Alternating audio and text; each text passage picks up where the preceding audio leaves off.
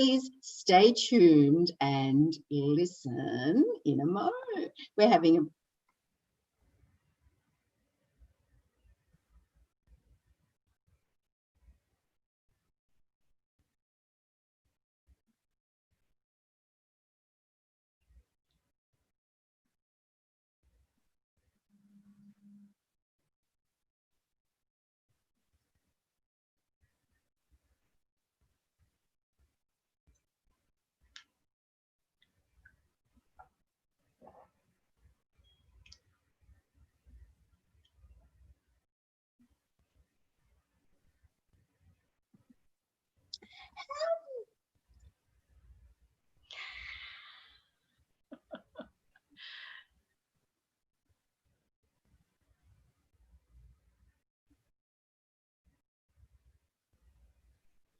Well, that was a first for me, and I'm sorry I chopped it up just a little early. Never mind. That's what happens sometimes with these things.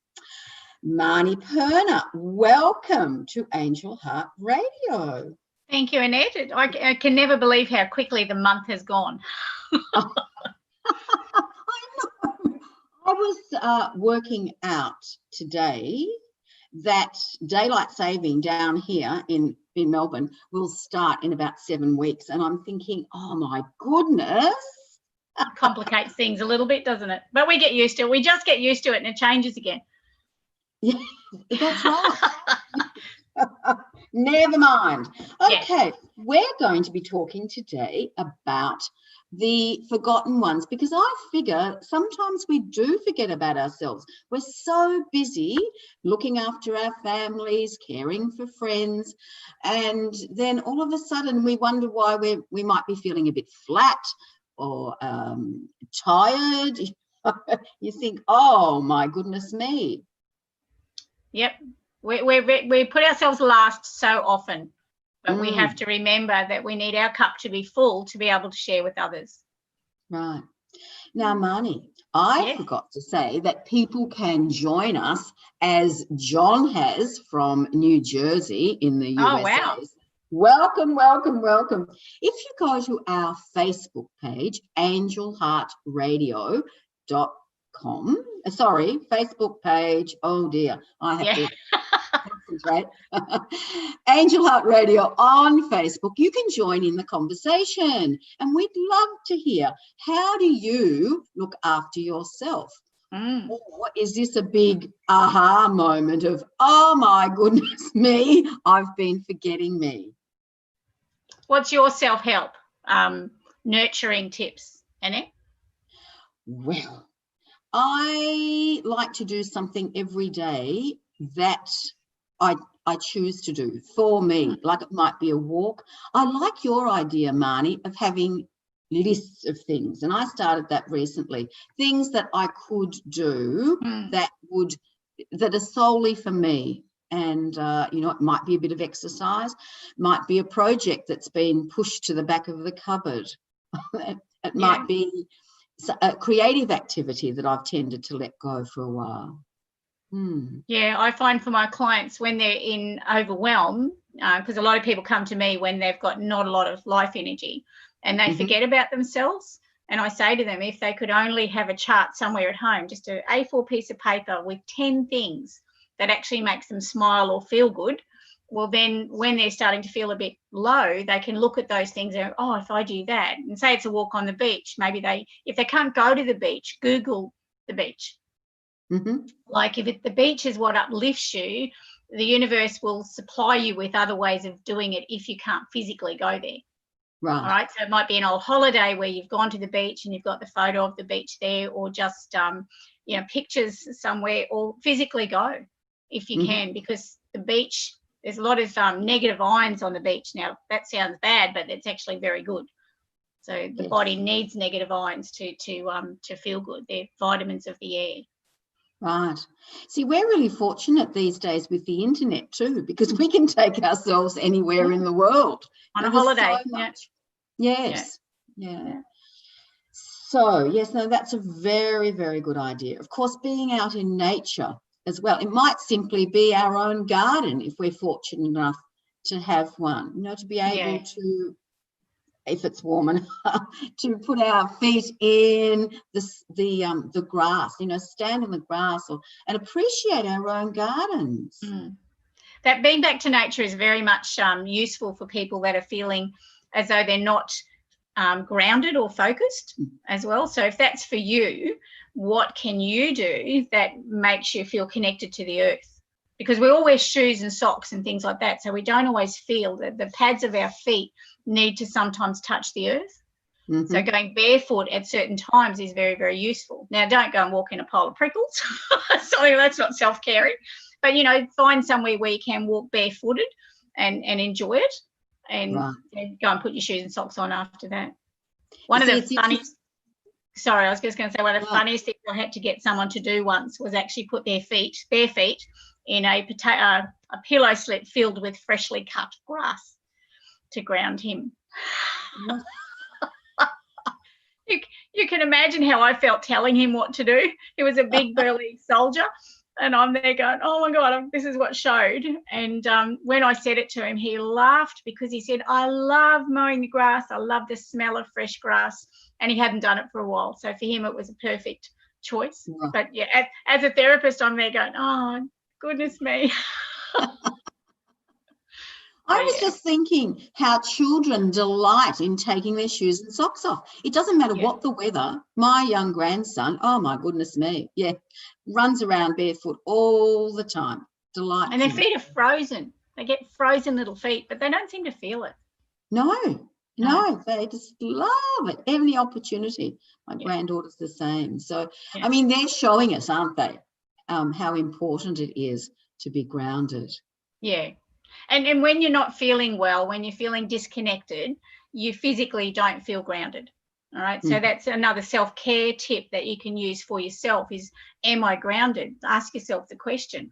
And you might get this feeling of yes or no, but if you've asked yourself the question, it's already been put to you through guidance to consider it. So if you've even thought about it, the answer is yes. You are not grounded. You do need to do something. So what is your favourite grounding techniques? Now, there's lots that people use. Annette, what's yours?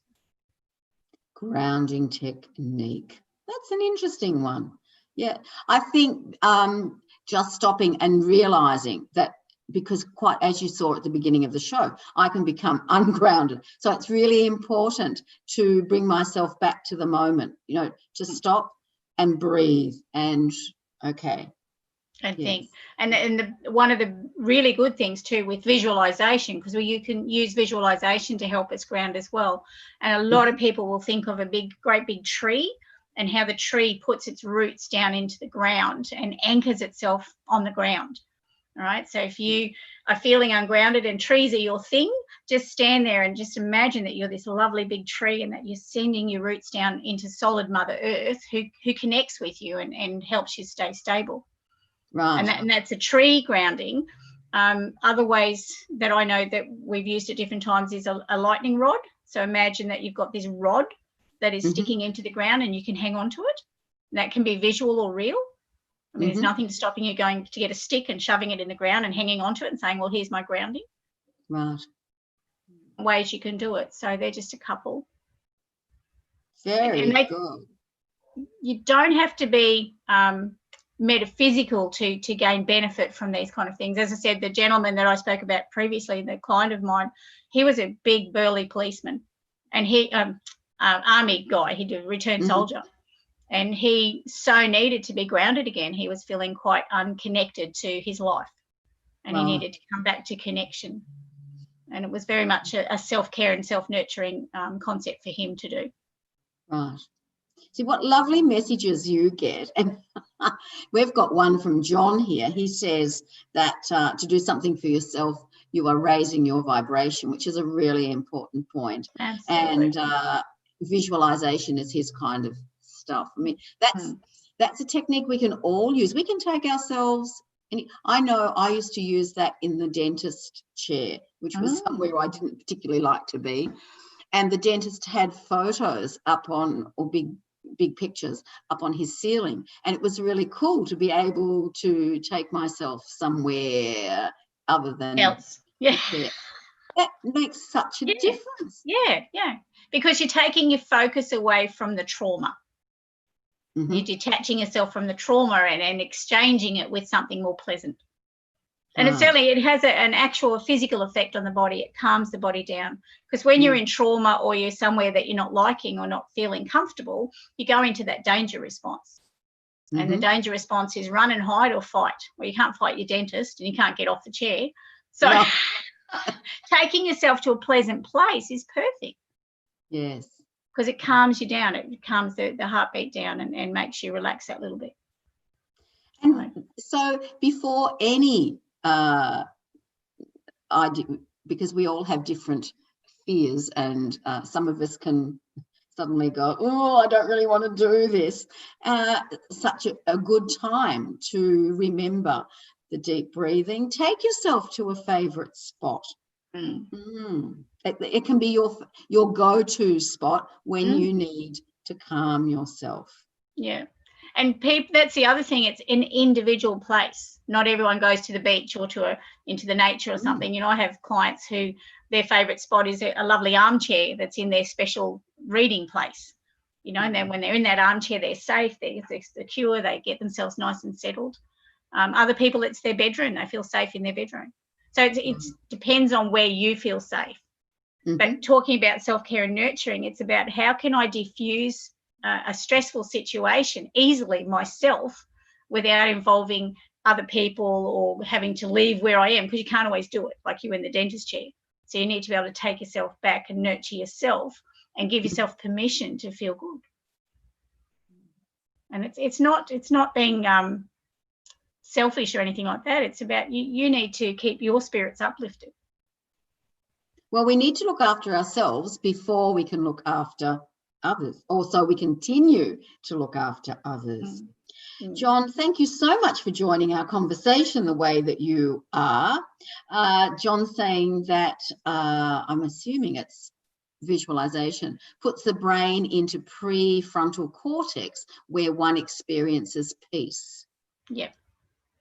It's where you also can find creative ideas as well. So when the frontal cortex is not working as well, or the prefrontal cortex, and it's a section across the forehead, like in the brain, but it's in this area. And when that shuts down, you can't be creative, you can't be intuitive, you can't come up with solutions. You're actually working in your fear, your flight-fight mentality. Now, something that's very simple, that if you feel yourself, and you generally know if you're going into that because you're just not able to function as well as you normally would, just placing your hand across your forehead like that and holding it for a few minutes, just that very act makes the blood, because your blood flow is not working as well on your prefrontal cortex when you're in flight fight. Okay, so by just placing your hand across your forehead like that and maybe just telling yourself you're safe, maybe, it brings the blood flow back to the front part of the brain and it starts to kick into gear again. It's a very useful and very easy thing, and children love it. Like, you remember little children when they're not well, they love you to put your hand on their forehead and their heads sort of go into it. It's a very human thing that's nice. Right. Animals don't tend to enjoy it as much as a human does. Now, I can remember being shown to do that, but then also put the other hand at the back of my neck. Why would I be? Well, when you do both, you're actually cupping the memory bank and being safe at the same time. So it's a form of ESR, emotional stress release. So it also is working on the two hemispheres of the brain too, because you're telling one hand to do something and the other hand to do something else. And then quite often you'll change hands. So again, the brain's going, you want me to do what? So you're focusing on different things. But, you know, there's a lot of simple things you can do to nurture yourself. What is your favourite food? I know. I'm not talking about always a healthy option. I'm talking about what food were you given as a child that became your go-to meal when you weren't feeling well, that your mum or your grandma or someone would make for you that made you feel nurtured. Right. Well, the adult you will get the same feeling of nurturing, even if you have to cook it yourself, because it takes you back to the memory of being nurtured. So if you're feeling a bit unwell, what's your go-to food? Is it, I don't know, is it spaghetti bolognese? Mine is, honestly, it's tin tomato soup and Vegemite Soldier toast. Right. It's what I always got given when I was feeling unwell. Right. So even now, if I'm feeling off colour, I will make myself a bowl of tomato soup. And it's tin tomato soup. It's not even fancy tomato soup, you know. It's just the old-fashioned tin. See, I can remember chocolate cake. I'm a real chocolate freak. There you go. And I can remember my grandmother arriving one day, and I had the measles and I wasn't interested in chocolate cake, and they realised that I was really sick. Yeah. Yeah. And remember the excitement of the first time you ever got to have a Rose's chocolate in Australia. You know, your box of chocolate was such a treat. You know, you'd get and you'd look at the colours and you'd look at the choice. You wouldn't use the piece of paper. You'd go by feel and look to see which one was your favourite. And you would find now even that if you put out a box of Roses, people would automatically go to still their favourite chocolate. Right.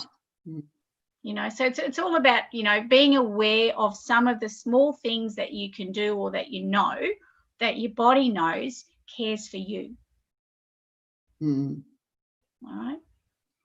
And the number one expression that people have heard, except if you're a child, they've always listened, like when you hear you're in a plane trip and the air hostess tells you must use the oxygen first, because there is no point you being fainting and not having any air to help other people.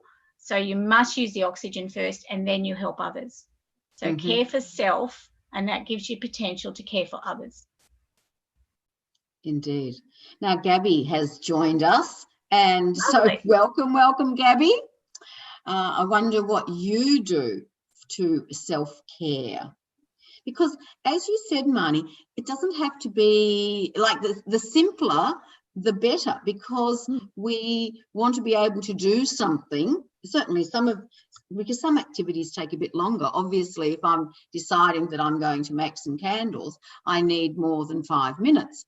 And so sometimes that can be put off. So to make sure that I do some of my creative things, I can give myself time. So in my day, I will go, fine, well, I'm setting aside some time to do this particular activity. Yeah. And, you know, life gets so busy and it depends on your hats. We wear so many hats in life. And that's another easy way to step out of a role. So we all have many roles that form us.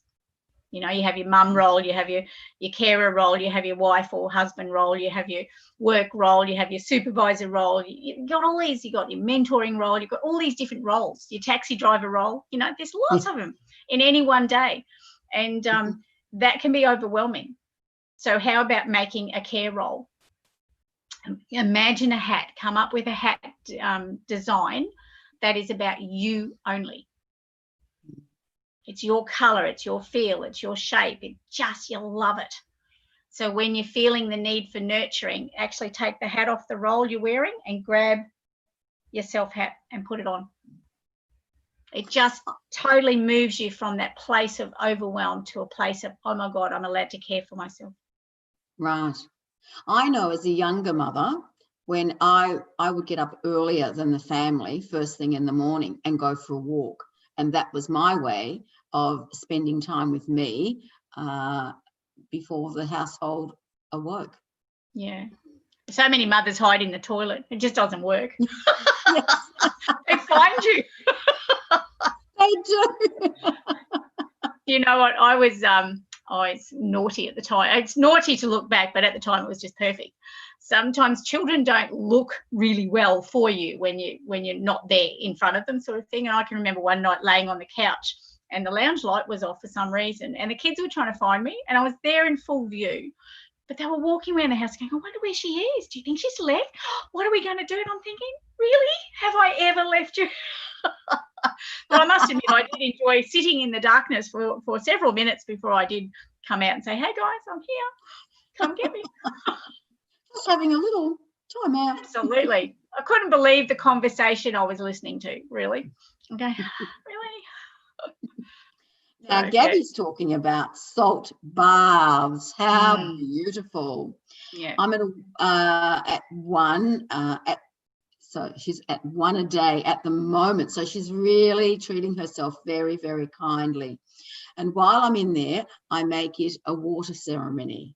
Thank the water and ask it to take low vibration. I also meditate whilst in there. Either listen to singing bowls because the water carries the vibration, Certainly does. or a guided meditation. I'm very big on self-care, especially as things are opening up to me very quickly. I also sit in nature, in the dirt, a lot. And again, how so many children love dirt, don't they? Yeah. Well, just think of how many adults love gardening, you know, and the act of working in the dirt and growing and cutting flowers and nurturing for their garden is very much a form of self-nurturing as well, because it gives as much as you get. Right. You know, you're getting that pure bliss of being back into nature and creating something that you'll really enjoy for years to come. If you're not a gardener, it's not as much fun. No. My husband's a gardener. I love flowers. I'm not as keen growing them and making, because we've always lived in water restricted areas as well. So there's water for the veggie patch and trees that are productive, but there's not as much water in times of low water amounts. There's not as much for flowers. So I don't bother a lot with flowers, but one of my treats is to treat myself to a bunch of flowers. When I go shopping, I go, oh, that's a nice one, and I buy it and I come home and arrange it and enjoy the bunch of flowers for no other reason than they were there and they looked lovely. Lovely. Beautiful. Carol Ann Cross has joined us. Lovely. Welcome, Hi, Carol Ann. Yes, and Carol Ann and Anea will be on at 11:30 Melbourne time today, so possibly shortly after our show. So stay tuned for that one. Marnie, you were a lovely guest on there last week. I was. It was so good. I thoroughly enjoyed it. Now, Gabby buys herself flowers too, and she loves dirt. She lays in it and loves the connection and am not precious about getting dirty. And it's interesting because some people would find it easier to lie on a sandy, like a white or yellow sandy beach, and rather than in the dirt. Again, it's about finding what suits us. If we're treating ourselves, there's no point in doing something we really don't like as a treat. So that's why it's important to identify, okay, these are the things that I love. Yeah. One of my favourite self-care and nurturing things is to go shopping. I love shopping. I used to love it with Mum. She was great fun. It's not as much fun on your own, but, you know, you find someone who'll go with you. And for me, it's not always about buying things. It's about being able to leisurely wander through the shops and look and think, oh, that'd be nice, or that'd be nice, and you know, doing different things that way. Yes. So that's for me, that's a self-care and nurturing, is giving myself permission to have time to go and do it. And it's not a rush thing. Like, it's not, I'm not going for, you know, a piece of fruit and then I'm coming straight back out again. It's, for me, to go shopping is at leisure time. So it's a treat. So again, Marnie, it's important, isn't it, for us to think ahead sometimes and factor these things, these special activities, so that they're not like they're a regular occurrence, rather than getting to the end of a week and realizing, I'm really excited, really tired because I've given to done all of these things for other people and forgotten about me. Yeah. And you can't, like, you will run out of energy. You can't keep giving without putting something back in. And you have to put back into yourself, because you're the one doing all the giving. Right? So a lot of people think, it's selfish to do things just on my own or for myself. Well, no, it's not. It's no less caring or giving than when you do a treat for another person. You must do it for yourself, because you will run dry. It's if you think of the analogy of the candle, a candle doesn't diminish from sharing its flames. It diminishes when the wax runs out. So if you as a candle are sharing your flame with other people and your light and your energy with other people, the wax will eventually run out. It burns down. All right, so you need to replenish that. You need to do things that do nourish your soul and nourish you. And look, we're sort of saying here it doesn't need to be really big things, because small things make as much of a difference as big things. They all give that start, that recharge, that boost to yourself. So, you know, the busy mums take 5 minutes out to have an extra cup of coffee at some stage when they're either asleep or when they've gone to school or something. Just veg and sit down in the warm sun and have your cup of coffee and go, oh, this is bliss. And then don't do it thinking all the time, I shouldn't be doing this. Don't attach a negative feeling to something that's pleasurable and nurturing, because you're doing it with volition, you're doing it with permission. You're not. I used to think when I was being a taxi for my children, to be able to arrive somewhere a few minutes early so that I could put my head in my book. That was a real treat too. So. And see, I'm a reader. I love reading books. I love books. You'll see from my bookshelf, and there's chocolates, and I've got bookshelves everywhere. So for me to be able to have the time to sit and read a book without, again, it's about not attaching guilt to things that are good for your soul and for your physical person. So don't get run down from your physical person. Right. So I'm sure both of us would be saying it's important to look ahead and factor in some time, especially if we feel that we're on that the mouse reel and we're just running.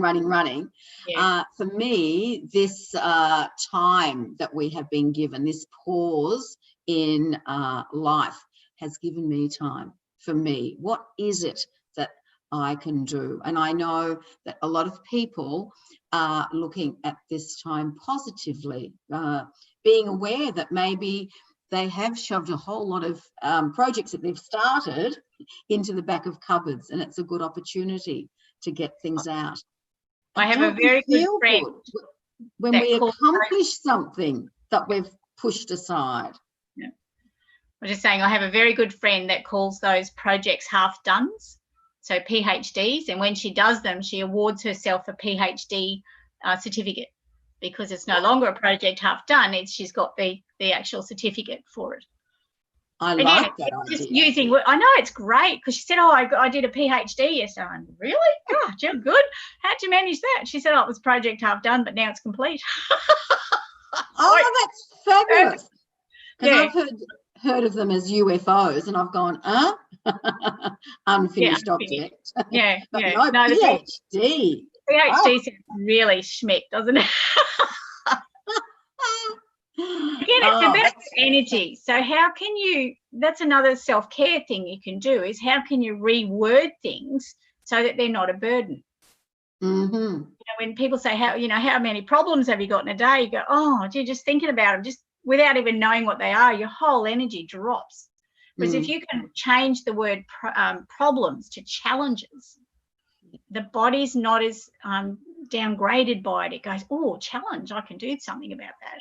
You know, so even the language, I've just done a bit of a blog about language intention. The language we use adds to our depression, our feeling low. So part of your self-care and nurturing is to listen to the language that you're using yourself and swap it. What can you do to change it? And sometimes it's not about changing what you're saying. It's about adding something to the sentence that makes it different. So if we say, I haven't got time to self-care, it's like a closed door, right? The door slams shut. If you say, I haven't got time for self-care yet, the word yet offers you potential. It gives you an opening for down the track. So maybe you are really busy now, but you've got, it's in there. You know it's just around the corner. That's a really good point. I know language is so important. The self-criticism that we can come with. Oh, I'm an idiot. Well, I pick myself up, and rather than saying I am silly, I change the language to that was a silly thing to do. Yeah, then you're not owning it as much. Yeah, that's right. Everyone would understand too that, anything negative and like being called an idiot or silly or anything like that, those words have lots of friends. So as soon as you start that self-doubt in your head, he brings his mates all in and they have a party at your expense generally. So you need to, you know, flick them out. They're not very well paid lodgers. So get rid of them. That's true. Well, see, even that simple idea of listening to our language, that's self-care in itself. How many people don't like to listen to their own voice, but on recordings? You know, there's a lot of people that, oh my God, don't I sound awful and stuff. I think you need to, if you feel that, you need to listen again and listen to the message that you're relaying rather than how you think you sound. Right. So what are you saying? What value has what you're saying got for other people or yourself? And I know when you're doing talks like we're doing, when you listen to a playback, you realize how many times you use a certain expression. You go, oh my God, I've used that again.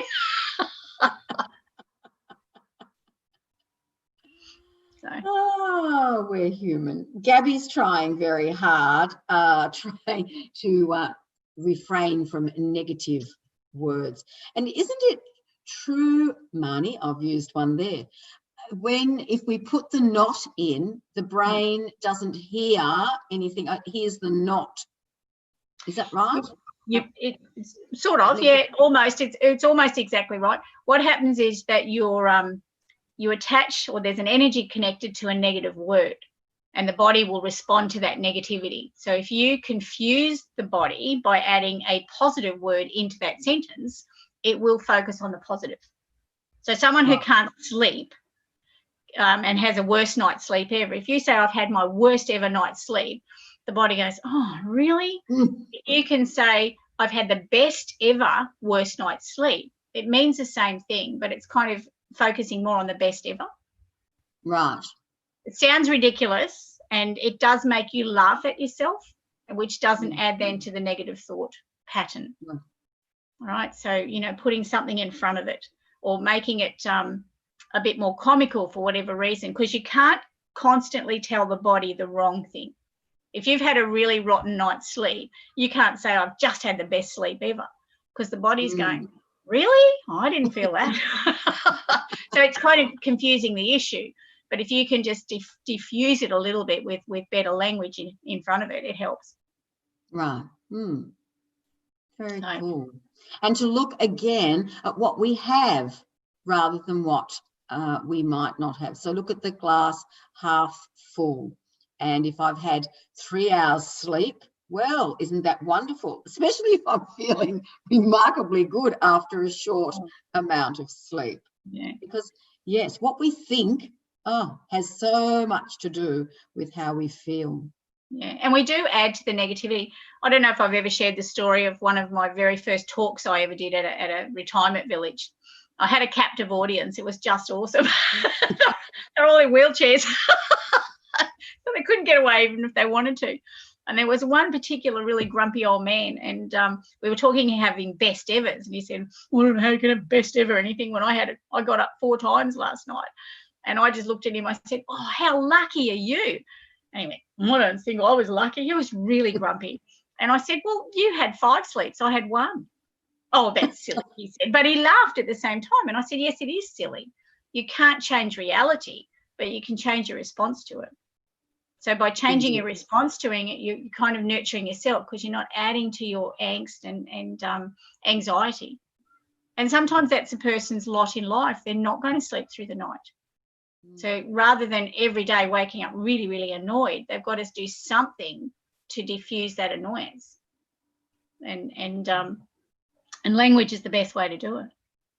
And laughter, being able to laugh at ourselves. You know, if we have done something silly, it's like, I find myself now, especially lately, laughing more than telling myself off, which has been a really good positive change.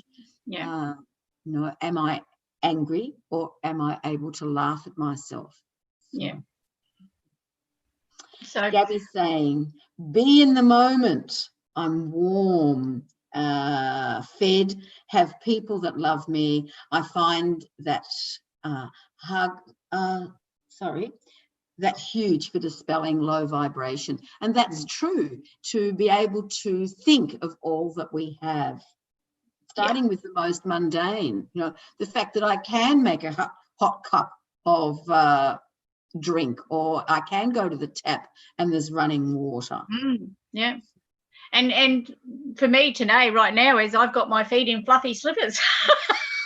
Good on you. Which I wouldn't be able to have if I was out doing this as a live talk. Well, that's so true. And John's saying, thank you for the bed I have, no matter how much sleep I get in it.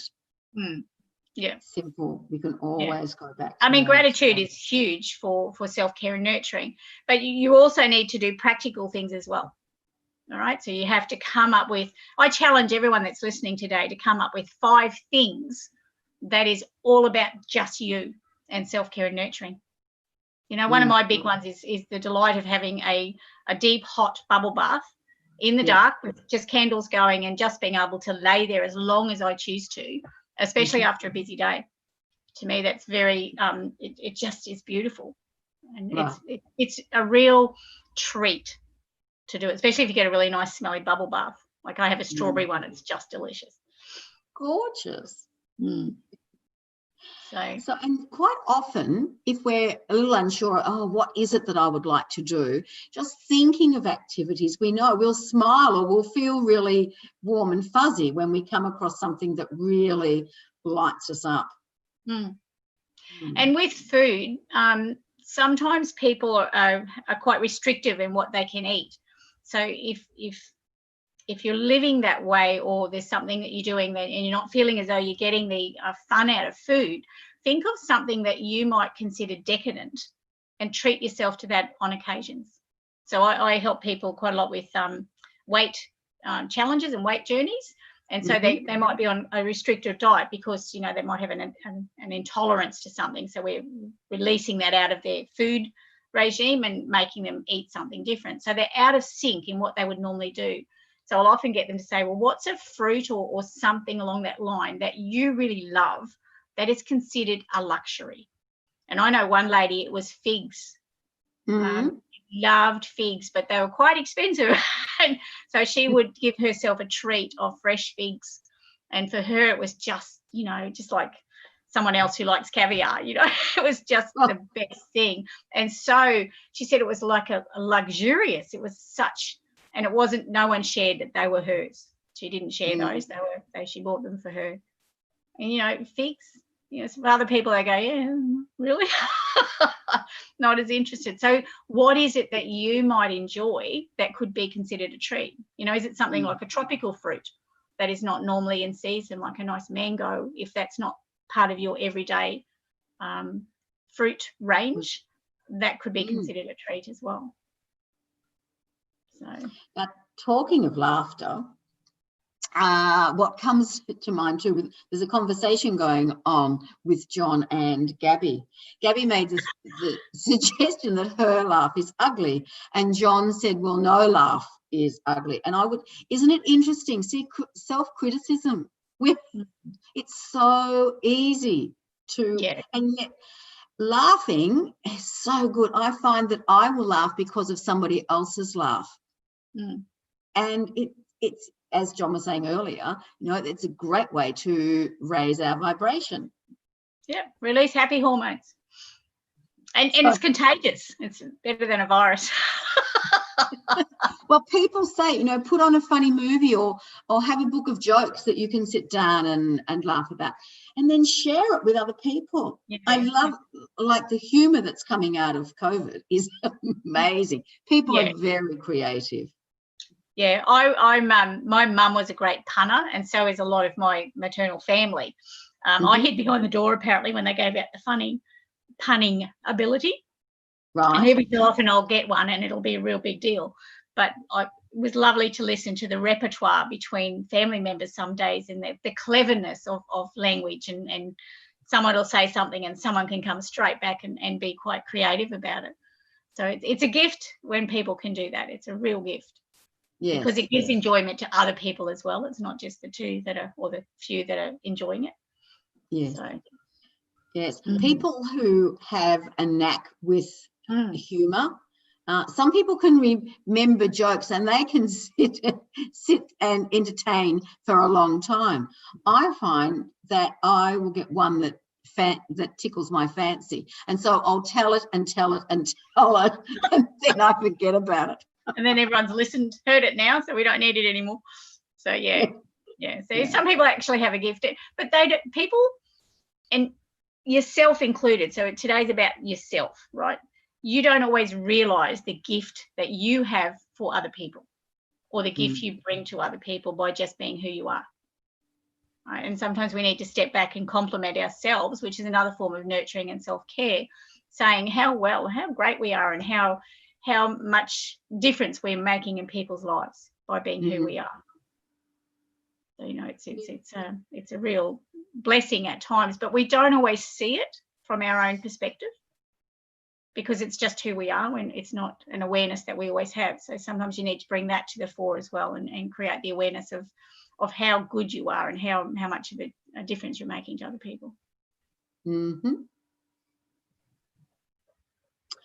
Now, Gabby is saying, if you're looking for bath salts and things for self-care, check out Annea's daughter. Absolutely amazing. So that's really cool. Getting quick, because I'm waiting for my pay to buy all her stock.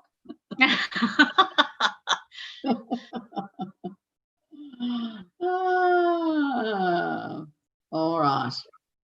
Now, this morning I drew a card for today as well, and everyone knows I use the angel feather cards. I think I'll bring it. I've always got to find the camera. So today's was an apricot colour. So apricot is about kindness. Orange is joy and happiness, but apricot is that bit softer. So it's all about sharing kindness and being kind to others, but also being kind to yourself.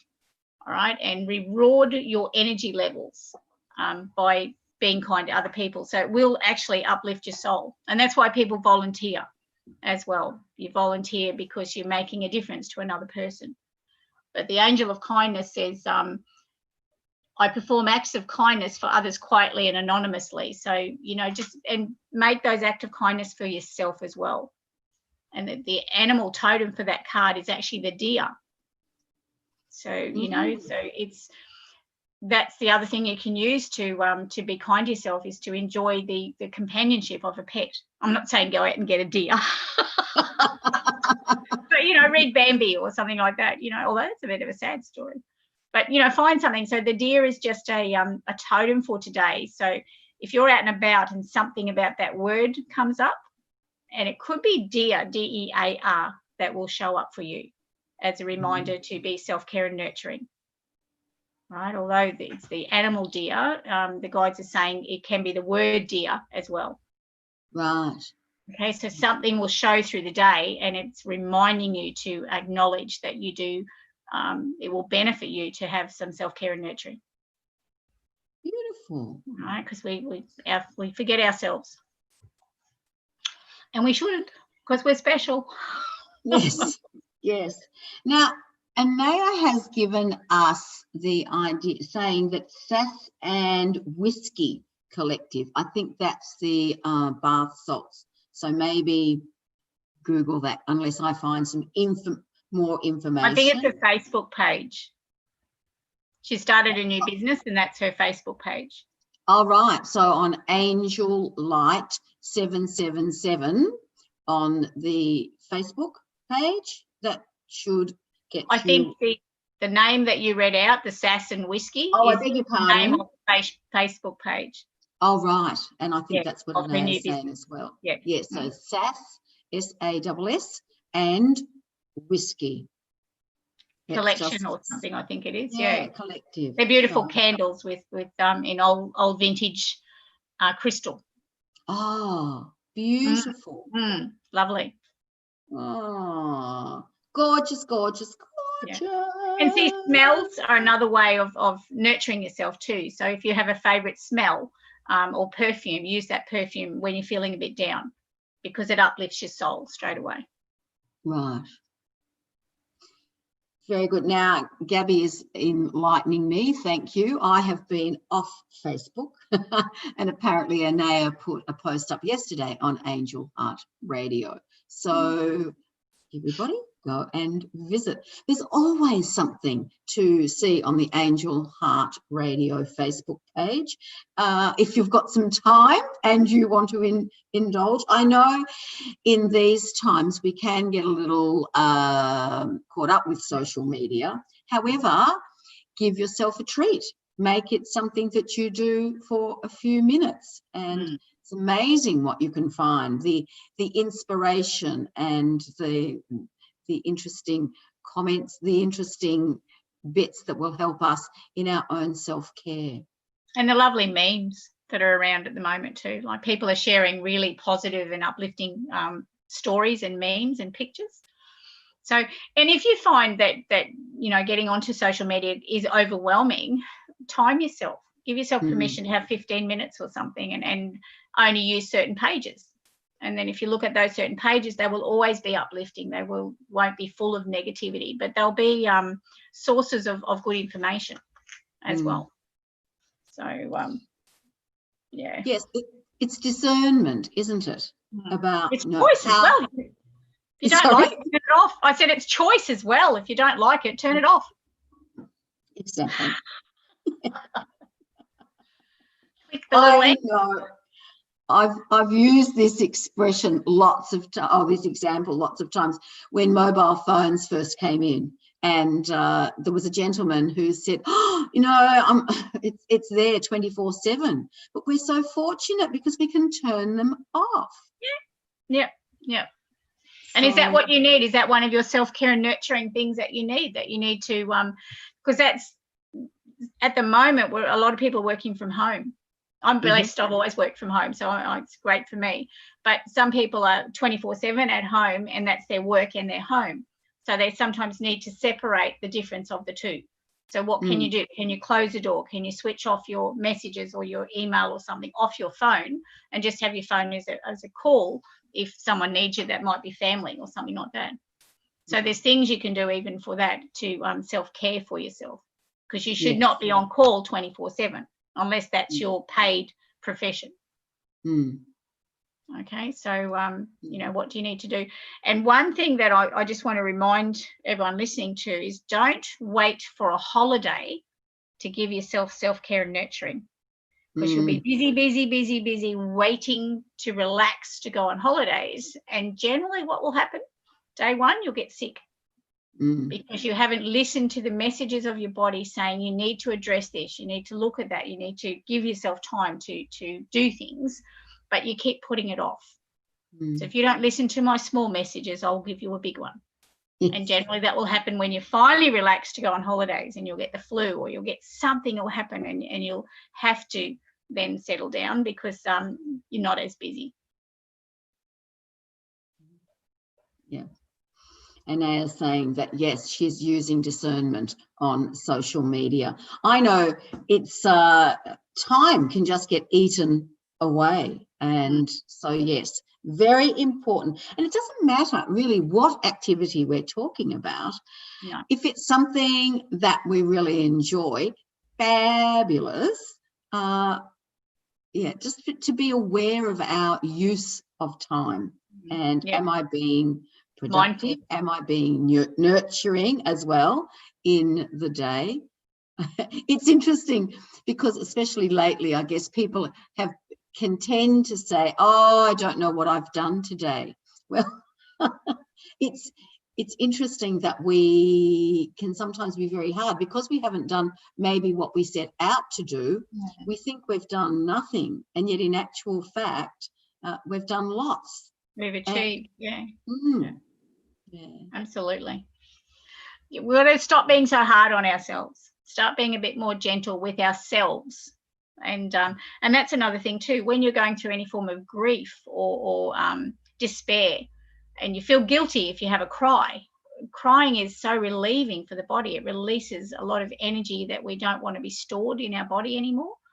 And if you find you don't want to cry for no reason, do what we said about the happy movie. Go and find a really, really sad movie and watch it. Mm-hmm. And it's almost giving yourself permission to have a cry, because you're not crying for yourself, you're crying for what you're watching. But it has the same effect. I know when my mum passed and I'd have really low days and I'd think, oh, I should be picking up by now. I should be, you know, a bit more motivated. And I'd go and watch a really soppy movie and I'd sit there and howl. And I didn't feel bad about it, because it was the movie I was howling about, even though it was giving me benefit as well. So, you know, what can you do to support yourself in the emotion that you're feeling there and then? That's a very contain it. Don't let it drag on forever. And the same with anger. You can be angry about something, but don't be the anger. And that's a big form of self-care and nurturing, because you will end up quite often attracting an illness that is connected to that anger. So let it go. Yes, let it go, or turn it into powerful action. Don't be it. Responsible action. Yeah. Yeah. And it sounds really weird to say don't be the emotion.